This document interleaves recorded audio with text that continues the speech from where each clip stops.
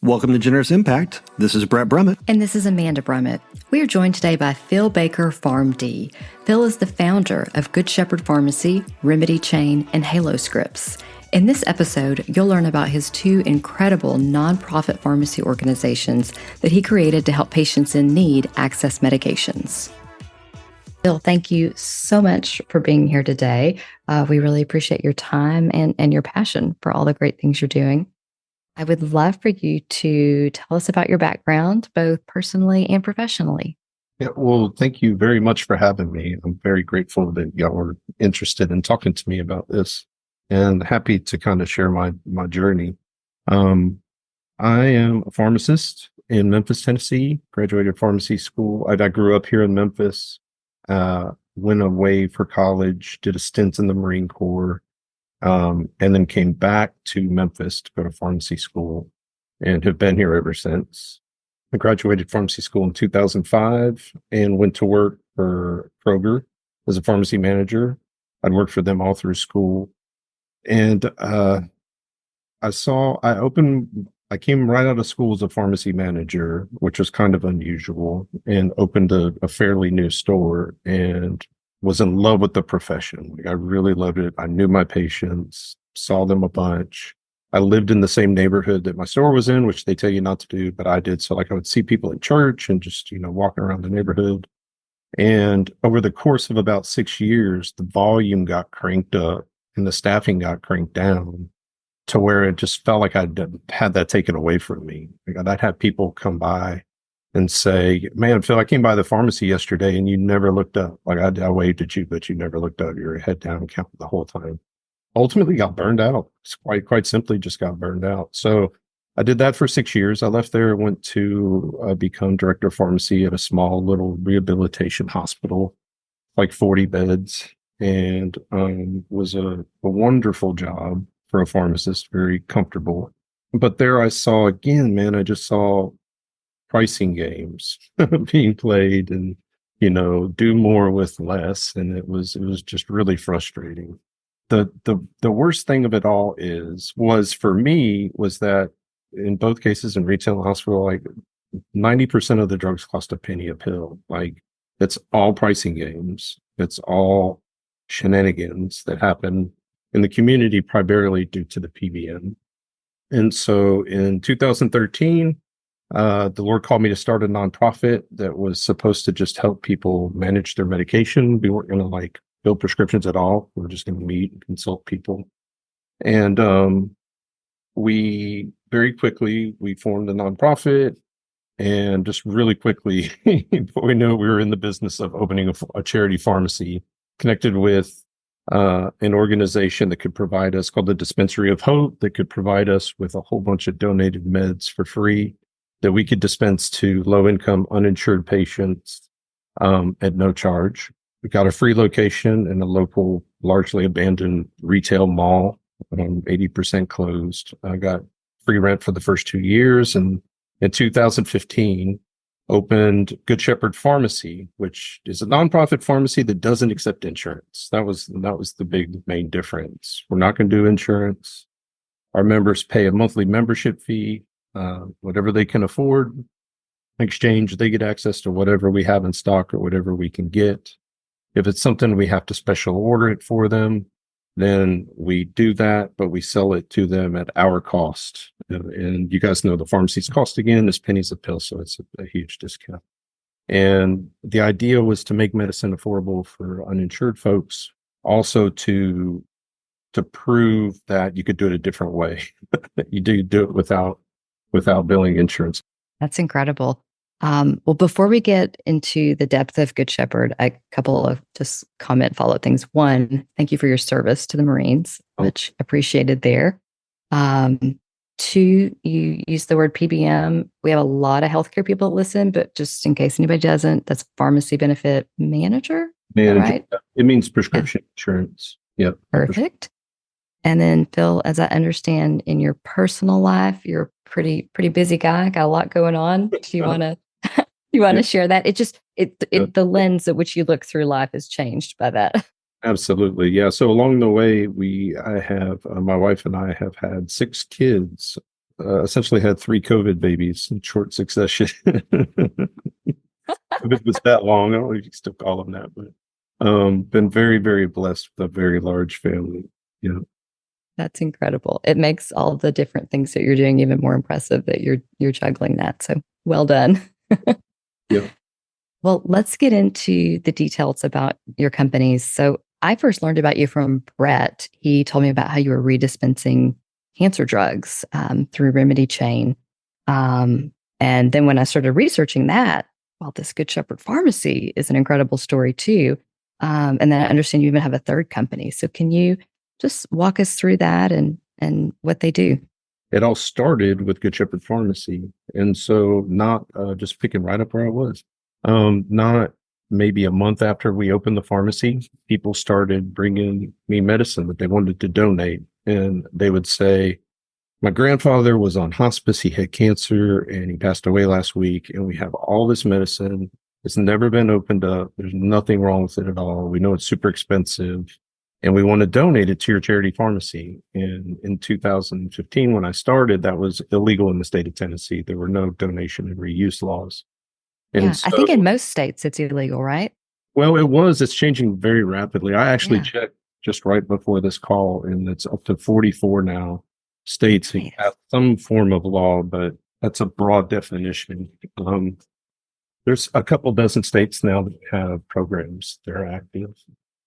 And so in 2015, when I opened the pharmacy, long story short, I connected with a couple legislators and we drew up some legislation that got passed in 2017 that made it legal for anybody in the country to donate unopened, unused, unexpired, perfectly good cancer medication to our program. And in 2019, we kind of built the platform out to be able to do that. And so that is called, the organization is called RemediChain, and the website is donatemymeds.org. And so we built out a system where if you have unused medicines, specifically cancer medicines, you can click a button on the website and give us your information. We send a shipping label so you can donate the meds. You don't have to pay anything. We cover the shipping costs. We keep those on hand and then we redispense them to people who can't afford their cancer medicine completely for free. And we even cover the shipping when we send the cancer medicines out. And so we've been doing that now. We just finished our 4th year and I just wrapped up the numbers for the year. We just did a pilot study with Blue Cross Blue Shield in North Carolina to kind of measure the impact that's being provided for all of 2023. And we've reclaimed like $18 million worth of meds and matched over $4 million worth to almost 500 patients last year, which was a huge jump over the previous year. So we're seeing that program just grow by leaps and bounds, been huge impact. So that's kind of, I wear a lot of hat, and there's several different organizations. Kind of the way I like to describe it is Good Shepherd Health is kind of the umbrella over RemediChain, which creates access to meds. We can accept donated meds from anybody, anywhere. Good Shepherd Pharmacy is the pharmacy actually distributes those meds. It's licensed in 32 plus states, and we stay on top of the donation and reuse laws and all of that. So increasing access, but then also increasing prescription adherence through the pharmacy and sending things on a set schedule, which is kind of a big deal about what we do. Oh yeah, that's huge. When I was researching you guys, it's like how it used to be, almost the story you were telling when you started at Kroger, where your pharmacist actually knows you and knows what you're allergic to, knows what you're taking. And gosh, I wish everybody got their medications that way. Yeah, it's service first. And that's something that I didn't really touch on in the way that the biggest way that Good Shepherd Pharmacy is different is that we don't do insurance, but the second biggest way is the way the pharmacy operates. And that is every prescription in the pharmacy is filled on the same set schedule. So once a quarter, all the prescriptions are due. We have to refill 2,000 prescriptions and we staff up and we fill them all out and we ship them. But then we staff down. All the filling is done and we're only filling for the rest of the quarter the acute meds that need to be done or the dose changes. And that creates a whole lot of time. And with that time, we're able to, one, work proactively with physicians to get those prescriptions on file for the next batch, which is a lot harder than it sounds because they just gave refills. Why are you trying to get this? But also just coordinate care to make sure they're meeting their appointments and do, all sorts of other things as well. It's very much customer service first. I love you get the burned out pharmacist that goes back for customer service on an interview with what might be the burned out insurance guy at times that decide to do things a slight bit different. Yeah. And in that, I'm curious, back before you started Good Shepherd, like how long did that idea start to digest and resonate before you started really going for it? Oh, there was a whole year where I was just praying every day to quit my job. Please let me quit my job and start this thing. I was ready to do it.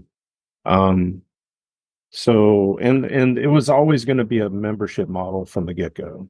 Part of it was, in order to be impactful as a nonprofit, you've got to be financially self-sustainable. So I wanted to do maximum impact, meaning I wanted to be able to accept donated meds and be able to buy them. But I wanted to also prove that you could do it, not always have your hand out for funding. You could do it sustainably through the membership fees. Where did the membership model come from for you? Like, what was your introduction? DPC, I saw it was, 2014 at the time when I was, this year I'm talking about before we launched the pharmacy. And I'm seeing DPC take off. I was working in communication for whatever reason. I was in that community.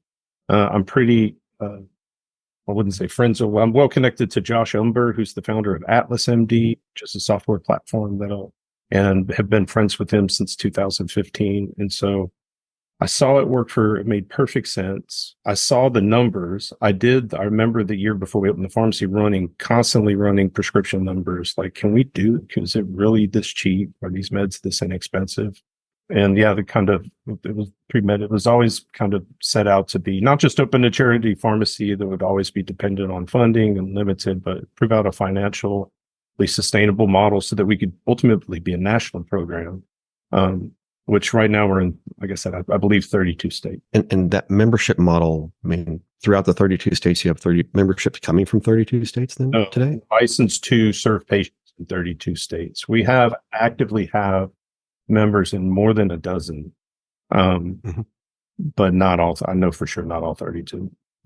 From where you are today, like, how far along are you in that initial dream of impact? Have you already exceeded your initial goals? Maybe my initial goals, because my initial goals were to prove out a different business model that could be repeated. And so I feel like we're kind of wrapping up that stage where we proved out. I've got a paper that was just published in the Journal of the American Pharmacists Association this month that talks about the membership model and how this is a sustainable future. You can have a membership with local patients and keep a roof over your head. My intention was never to grow some super mega pharmacy and take over the business. It was to give community pharmacists a way, like DPC, to keep a roof over their head. So to one end, I feel like we've done that with Good Shepherd. We've run it for 7 years now. We've documented every process. All the patients are synchronized so that everything is processized, and all the clinical stuff that we're doing has been tested out. We're starting to publish the results that we've seen. The bigger impact is now see people open their own practices and we'll repeat this in different locations. And that would be the next phase. I was about to ask, you're starting to see the same thing that Dr. Umber did, that once he started doing it and sharing, other people are doing the same thing now. That's amazing. Yeah, that's where we want to go next. Yeah, I'm a fan of replicating over having to scale. Yeah. Especially when it comes to customer service. And if your end goal isn't to get rich, then you can do that easily by sharing that information and helping people. Exactly. Yeah. Yeah. The nonprofit status helps that way. It would be, it's self-sustainable, but not. Yeah. I'm actually impressed to hear that it's self-sustainable. To be honest, I assumed that your pharmacy product that works more with the big employers, I just assumed that funded Good Pharmacist or Good Shepherd and RemediChain. No, that is, and that's why I have to mention Halo Scripts, because it isn't. We our right now through Good Shepherd Pharmacy, we're managing roughly 300 patients. And so membership fees are covering probably 40% of our costs. But they don't, just those membership fees don't. But in addition to Good Shepherd Pharmacy, we also have Halo Scripts. We're managing another 500 patients, and on that, which is a for-profit arm that contracts with self-insured employers that are offsetting that deficit. Back to the employer having to offset the deficit. I mean, I'm happy with this one. Most of the time, I'm anti that, but this time I'm happy with it because it definitely meets the need of the community. Yeah, the mission is to create a new community pharmacy that says to the local salt mine, I can help you, Mr. Self-Insured Local Employer. I can help you manage those costs. And at the same time, have a membership model that serves people with no insurance, the lowest incomes, that makes medicines. And so it's the combination of those two that produce a single pharmacy. This is what it looks like. You have to be able to do all these new things. And that's the model I'd like to repeat. I'd like to see that. Now that you've got some road behind you, what have you dreamed about bigger impact, or what's now possible moving forward that you may have not realized early on? Oh, I don't know. I think, again, kind of like I just described, just seeing this grow, and seeing the impact that has on different communities. I follow the Health Rosetta community, and I've literally seen the impact that those advisors are having on their communities, and it's great. It's fun to watch. It's a good thing, and I look forward to a day where I could look at the Good Shepherd Pharmacy model, the Halo Scripts model, and kind of see the same thing happening in other places. An amazing impact. I love that. So, Phil, I have a question a little bit more on the business/personal side. So, you're running 3 organizations. It sounds like you're also helping share ideas in the community, the greater pharmacy community. You're constantly innovating. You've got 6 kids and a wife, and you take care of people that are really sick, and that can be pretty heavy work. So what drives you personally, and then how do you keep your team motivated? Oh, personally, I don't feel like I have a job. I love my work. I love what I do so much that it doesn't feel like work. And so I truly believe I was made to do what I'm doing, and that I'm doing what the Creator made me to do. And I'm grateful for that every day. My team members, I have a very small team, and they're very close to me. So, and that's down from at one point I had a staff of 14. Now I have a staff of, including myself, 4, and we're all really good at what we do. And, and we really are serious about what we do. And so I feel like with my team, we could accomplish any task. We could do prescription reclamation. We could accomplish anything. We'll figure it out. It's not just brains, it's persistence as well. And so, keeping them motivated, the work is rewarding. The feedback that we get from our patients truly is, we truly are a customer service first organization. And the feedback we get from our patients is wonderful. It is. And that may be a cancer patient who is in remission now and just spent the last year on cancer meds that we provided to them, or just a member of one of the groups that we manage. We get a lot of, great feedback from them as well. And that really propels us forward too. And then we have mouths to feed. Like, we're not we're not wealthy sitting back doing it. We have to support. We've got several families that we're all trying to support as well. That's an awesome story. I feel like we could do a whole show on the culture of a high performing team like that. With that, I mean, you described a downturn of staffing. Was that a hard decision or just a necessary decision? Because that's always hard when you have people. Well, that came from, so our model is kind of proving out the pharmacist should be paid for the intellectual work, not for the dispensing of the meds. And that's where we've landed. When we started, we were filling all the prescriptions. We were doing 4,000 prescriptions every batch cycle, had a free pharmacy technician school. And so we had just a lot of bodies in the pharmacy.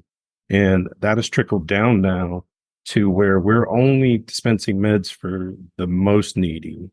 And we're really kind of managing across multiple pharmacies more and more. So GoodRx may be able to get it cheaper than me. And yeah, I got it at cost at 200, but GoodRx is sometimes lower than cost. They may have a drug for 160. So now I've got to tell my patient to go there to get that one and then to get these ones here. It's become much more, it's cut us away from fulfillment so much. We don't necessarily have to fill every prescription. When you look forward at the business and just your personal impact, I mean, 15 years from now, if someone says Phil Baker, what do you want them to have as a response out of their mouth? I want to lead with my kid and say, oh, that's so-and-so's dad. That's a hard thing to do with that many organizations. But yeah. Yeah. Professionally, I would say I would like that for them to say membership pharmacy. Really, all of it that's built around the membership pharmacy model, which is direct pay, don't make anything on prescriptions, make all your revenue on a management fee, price transparency, and care. That's amazing. And again, to be able to do that and still have the perspective of how to have dad first. Super honored. I read something online the other day that the only people that will remember you worked at night and on the weekends are your kids. Yeah, that one sunk in. Yeah. So Phil, what's next for you? You've done a ton in a very short amount of time. So what's next? I think I'm just going to keep doing the work every day. So there's different opportunities with the different organizations. RemediChain just wrapped up that year-long pilot study with Blue Cross Blue Shield. And we also recently won a sizable grant from the McKesson Foundation. And so that program's been around for several years, but now it's truly been validated. I have 4 years worth of data. People are really seeing the results and starting to get it. And so I look forward to seeing that grow, continue to grow. I think there's huge potential for that to be a national drug closet and all the impacts that can come along with that. Halo Scripts is partnering with more and more self-insured employers. We're growing just as fast as we can on that front. And Good Shepherd has continued to just do the work. We still have 300 patients on the books. It's the beginning of January. It's the batch. I was counting prescriptions this morning to be shipped out that we're kind of wrapping up the counting portion of the batch right now. And so just kind of maintaining those patients and finding too that we're doing just a lot more studies now, partner with universities to get these papers out and studies. And so looking forward to doing that more in the future as well. Yeah, that data is huge, not only improving the concept, but rolling it out to you mentioned McKesson and Blue Cross Blue Shield, and having data to back that up really helps make that case. Yeah, absolutely. And, it also gives a lot of hope and, motivation for people to do the same thing. And I know you mentioned a couple of the organizations and movements that have, fed into that via, either the Health Rosetta or the direct primary care physician movement.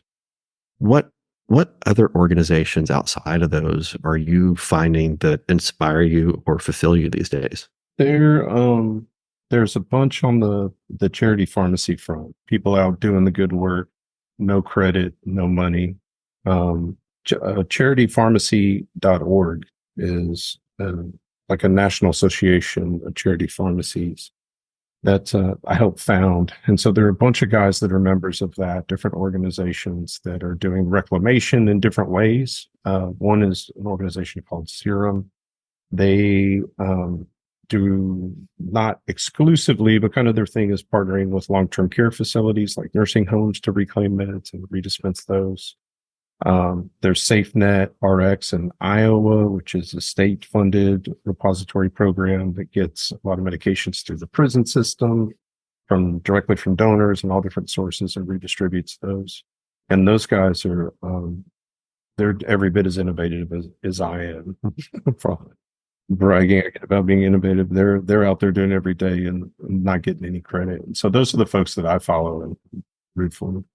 Before I get to my last most important question, how did you get involved in those studies? Did they find you? Did you find them? Either the Blue Cross one or going out and finding the McKesson grant. Like, how active were you and your team in that? So that's a great question. I have to remind myself because the best things never have anything to do with me.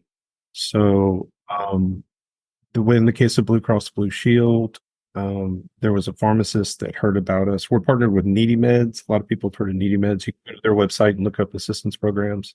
Mm-hmm. And Needy Meds did a website about us, donateyourmeds.org, and how to do it. And a pharmacist on staff there called me. And so we set up a conversation. I gave him a presentation. This is what we do. And it was like from square zero. Well, how can we work together? What could we do? There's probably a year, maybe a year and a half of that conversation and running it by legal, what we could do, what we couldn't do, to get to an eventual agreement that we signed last December. And the pilot essentially was we're going to run the study. Well, they, on their end of it, they publicized us to their patients, their doctors.